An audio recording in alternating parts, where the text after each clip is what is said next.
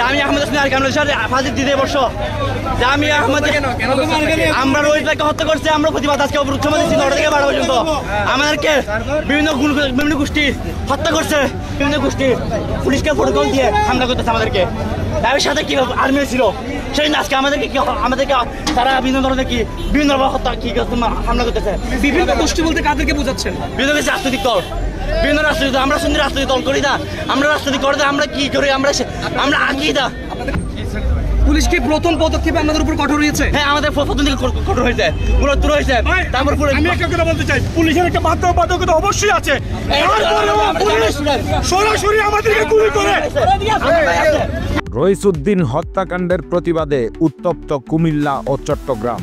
পুলিশের সাথে জামাত শিবিরের যুক্ত হামলায় প্রশ্নের মুখে আইন শৃঙ্খলা। ঢাকা মহানগর ইসলামী ছাত্র সেনার সাবেক সভাপতি মাওলানা মোহাম্মদ রইসুদ্দিনের রহস্যজনক মৃত্যু ঘিরে উত্তপ্ত হয়ে উঠেছে দেশের বিভিন্ন অঞ্চল। বিচারের দাবিতে বাংলাদেশ আহলে সুন্নাত ওয়াল জামায়াতের ডাকে আজ সোমবার কুমিল্লা ও চট্টগ্রামে পালিত হয় বিক্ষোভ কর্মসূচি, যার ফলে জনজীবনে নেমে আসে চরম দুর্ভোগ ও উদ্বেগ। সকাল 10:15টার দিকে কুমিল্লার পদুয়ার বাজার বিশ্ব রোড এলাকায় শত শত নেতাকর্মী জড়ো হয়ে ঢাকা চট্টগ্রাম মহাসড়কে অবরোধ শুরু করেন। প্রায় 1.5 ঘণ্টাব্যাপী এই অবরোধে উভয় দিকেই 10 কিলোমিটার এলাকা জুড়ে দীর্ঘ যানজট সৃষ্টি হয়। যাত্রীরা পড়েন চরম ভোগান্তিতে, বিশেষ করে নারী ও শিশুরা প্রচণ্ড গরমে অসুস্থ হয়ে পড়েন অনেকেই। পরিস্থিতি উত্তপ্ত হতে থাকলে প্রশাসনের অনুরোধে বেলা 11:35 অবরোধ প্রত্যাহার করেন আন্দোলনকারীরা। এই সময় আন্দোলনে অংশ নেওয়া রিজভিয়া দরবার শরীফের খলিফা নজরুল ইসলাম হুঁশিয়ারি দিয়ে বলেন, 24 ঘন্টার মধ্যে খুনিদের গ্রেপ্তার না করলে সারা দেশ অচল করে দেওয়া হবে।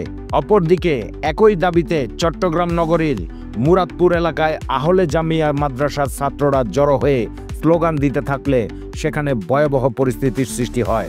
চোখে পড়ার মতো ঘটনা ঘটে যখন পুলিশের সাথে জামাত শিবিরের কর্মীরা একত্রে হয়ে আহলে সুন্নাতপন্থী ছাত্রদের উপর হামলা চালায়। আমরা পুলিশের পাশাপাশি বাংলাদেশ জামাত ইসলাম রুখে দাঁড়াইছি, ইনশাআল্লাহ রুখে দাঁড়াবো। নারায়ণ তাকবীর, আল্লাহু আকবার। স্থানীয় প্রত্যক্ষদর্শীরা জানান, এই হামলায় কয়েকজন আহত হন এবং আশেপাশের এলাকায় আতঙ্ক ছড়িয়ে পড়ে।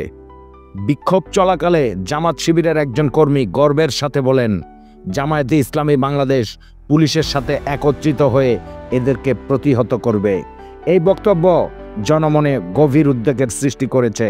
প্রশ্ন উঠেছে, একটি স্বাধীনতা বিরোধী রাজনৈতিক সংগঠন কিভাবে আইন শৃঙ্খলা বাহিনীর সাথে যৌথভাবে প্রকাশ্যে হামলায় অংশ নেয়?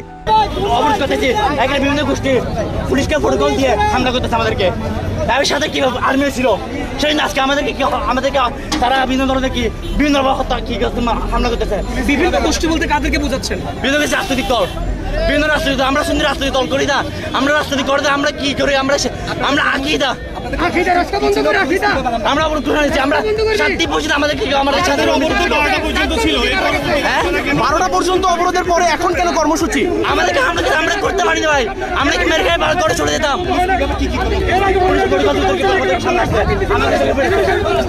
আপনারা পাথর কেন নিক্ষেপ করছেন?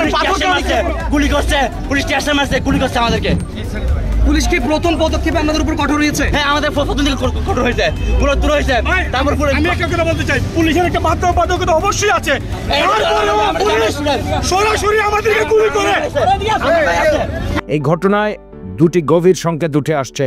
প্রথমত, রাষ্ট্রের প্রশাসনিক আইন শৃঙ্খলা ব্যবস্থার নিরপেক্ষতা নিয়ে বড় প্রশ্ন উঠেছে। দ্বিতীয়ত, জামাত শিবিরের মতো বিতর্কিত গোষ্ঠীর সক্রিয়তা ও পুলিশি অভিযানে অংশগ্রহণ দেশের রাজনৈতিক ও সামাজিক স্থিতিশীলতার জন্য হুমকি স্বরূপ। রইসুদ্দিনের মৃত্যু ঘিরে দেশ জুড়ে চাপা উত্তেজনা বিরাজ করছে।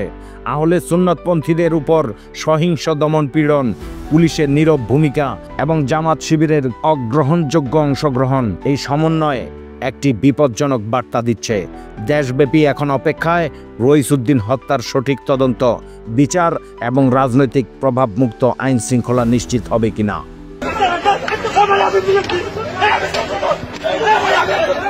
আমরা পুলিশের পাশাপাশি বাংলাদেশ জামাত ইসলাম রুখে দাঁড়াইছি, ইনশাল্লাহ রুখে দাঁড়াবো। নারায়ণ তকবীর, আল্লাহু আকবার।